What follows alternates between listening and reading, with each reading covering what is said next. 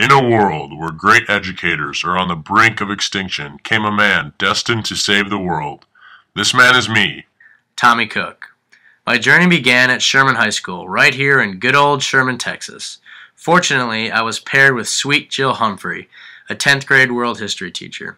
After only one day of observing, she told me that I would be beginning teaching her world history class the very next day and every day after.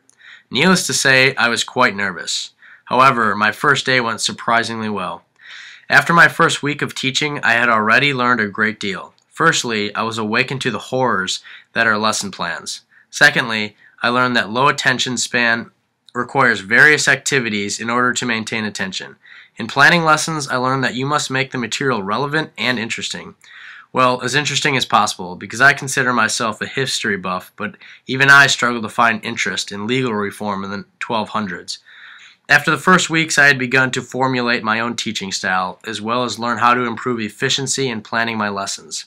The less time I spent on planning the daily activities, the more time I could spend on improving my teaching methods, and this is where I made my greatest gains as a teacher.